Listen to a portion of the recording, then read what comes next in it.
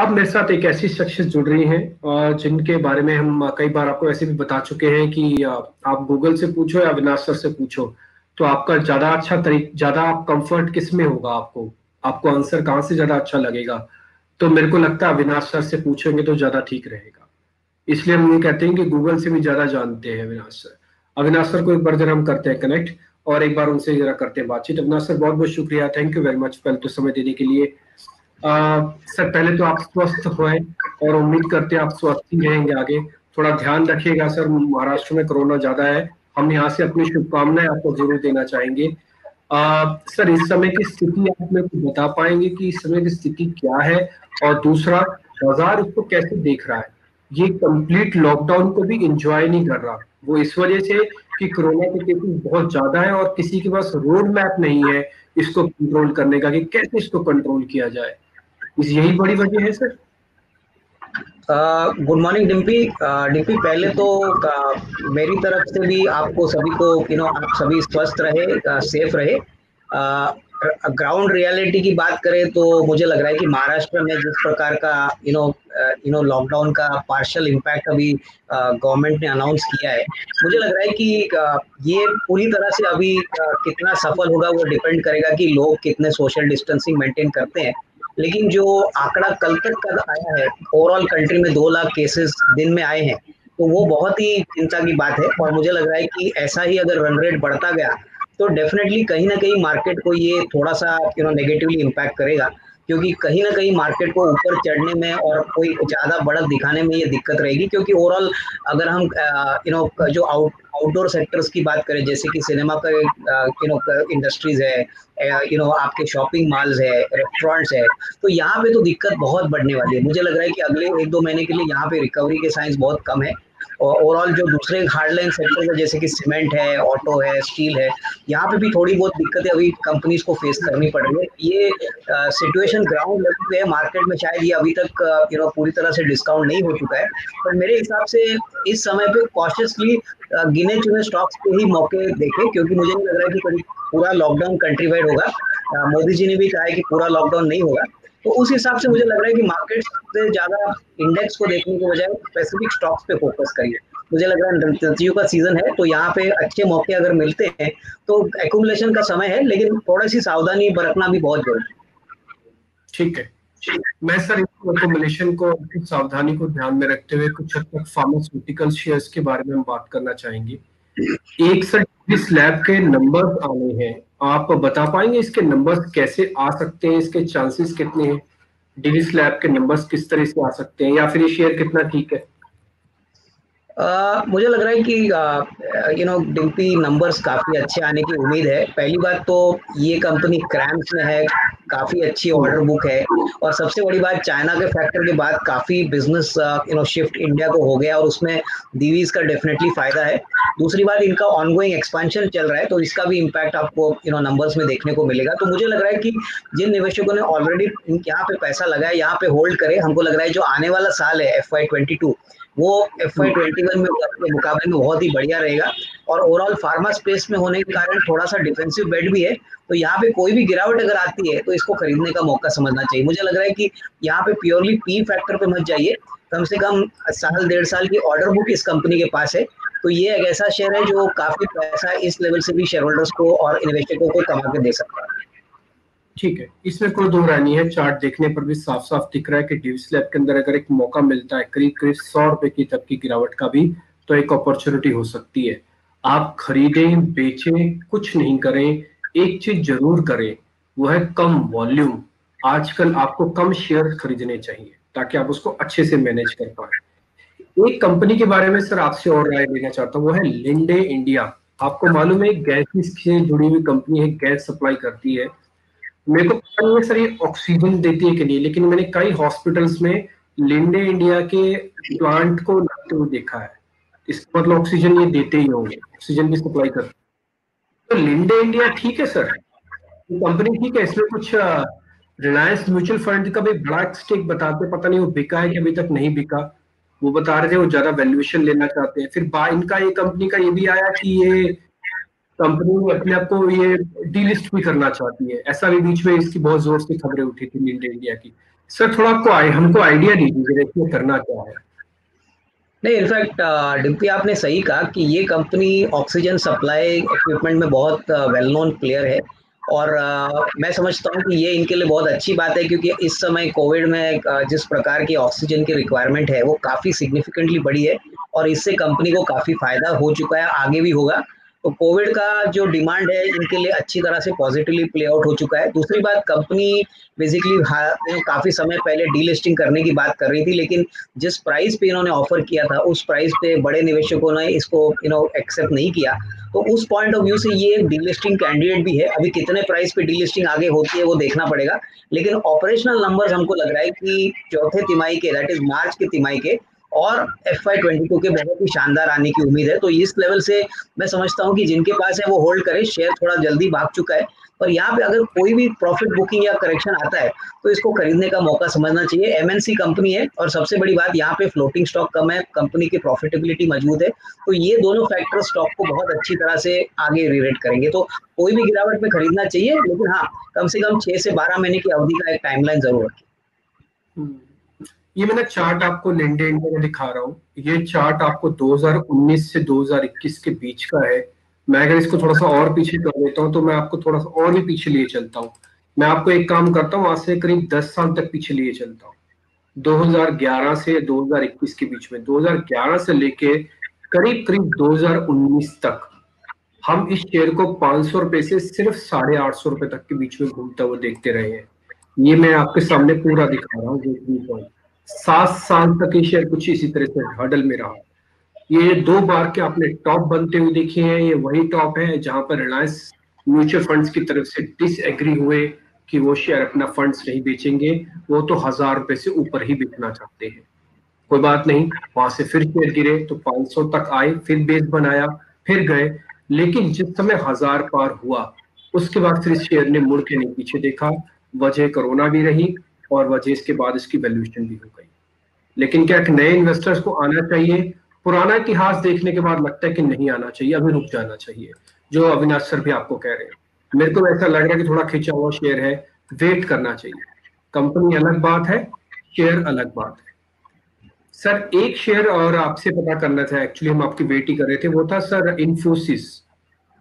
Sir उम्मीद नहीं थी कि 1750 का बायबैक आ जाएगा, बट आ गया 1750। कम 1650 एक्सपेक्ट करा था, पूरा मार्केट 1650 के ऊपर रेट नहीं दे रहा था।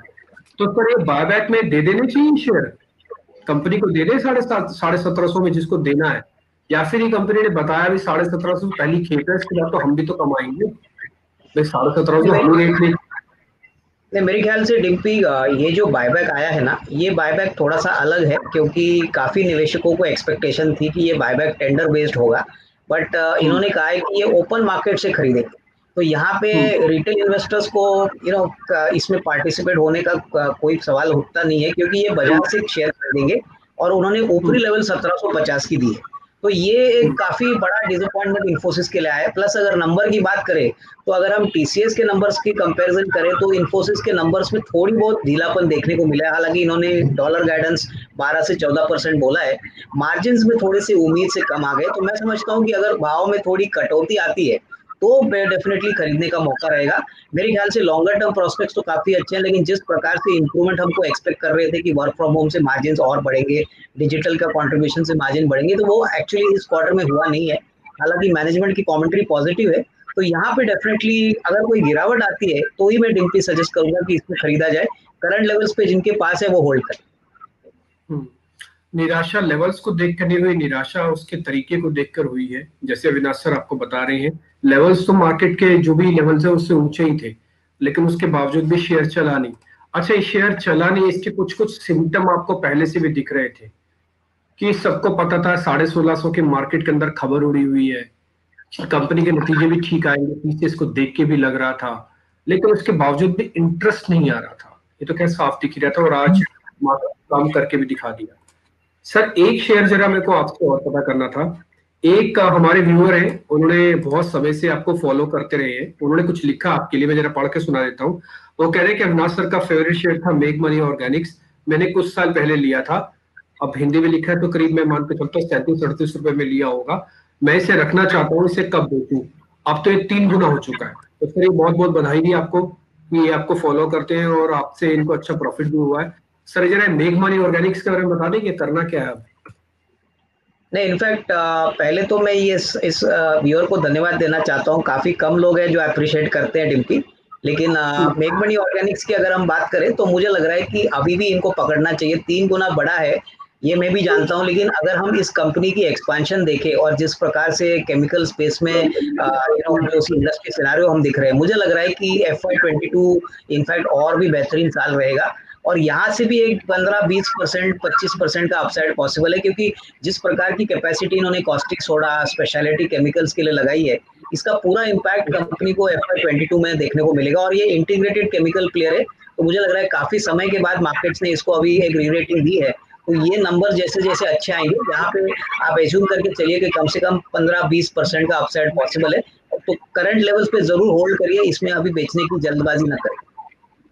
ठीक है, इसमें बेचने की जल्दबाजी ना करें, अभी भी आप इसको होल्ड कर सकते हैं। सर ऐसा नहीं कि सिर्फ यही आपकी तारीफ करते हैं, हम भी आपके मुरीद हैं। मैं तो आपकी बहुत तारीफ करता हूँ, और मेरे को जहां भी मौका मिलता है मैं तो बोलता हूँ भाई, अगर आपको किसी को फंडामेंटली शेयर किसी से पता करना हो ना, कि बिना दिमाग लगाए चुप करके ले लो, तो अविनाश सर को फोन मिलाओ, अविनाश सर को मैसेज डालो, शेयर पता लग जाएगा, काम खत्म, छुट्टी होगी। सर ऐसा ही एक शेयर ना हमारे व्यूअर आपको पता करना चाहते हैं, उन्होंने बकायदा लिख के भेजा कि कुछ ऐसा शेयर बताइए सर जो बिल्कुल मतलब जिसमें कोई तनाव ना हो, किसी तरह की कोई दिक्कत ना हो, आराम से शेयर लेके बैठ जाए। अब वो रोज रोज की कचर पचर नहीं देखना चाहते, कोई एक ऐसा शेयर बताइए अविनाश सर। इनफैक्ट डिम्पी, मुझे अभी एक शेयर जो पसंद है, जो बेसिकली किचन अप्लायंसेस से रिलेटेड है और किचन घर का एक बहुत इंटीग्रल पार्ट है, तो उस कंपनी का नाम है स्टोवक्राफ्ट लिमिटेड। ये कंपनी आईपीओ लेके आई थी करीबन 6 महीने पहले, 350 रुपये का आईपीओ प्राइस था। अभी भाव चल रहा है करीबन 470 रुपये। अभी इस कंपनी में इंटरेस्टिंग बात यह है कि डिम्पी, टीटी के प्रेस्टीज यहाँ पे मार्केट लीडर है, उसके बाद यहाँ पे हॉकिंस है, उसके बाद बटरफ्लाई है। तो ये तीनों कंपनीज एक ही प्रोडक्ट सेगमेंट में ऑपरेट करते हैं, लेकिन अगर स्टोवक्राफ्ट की बात करें तो किचन अप्लायंसेस में इनके पास बहुत बड़ा प्रोडक्ट मिक्स है। सबसे बड़ी बात, जो कंपनी ने पहले 9 महीने के नतीजे दिखाए बहुत ही बेहतरीन, 650 करोड़ पे करीबन 60 करोड़ का प्रॉफिट किया है।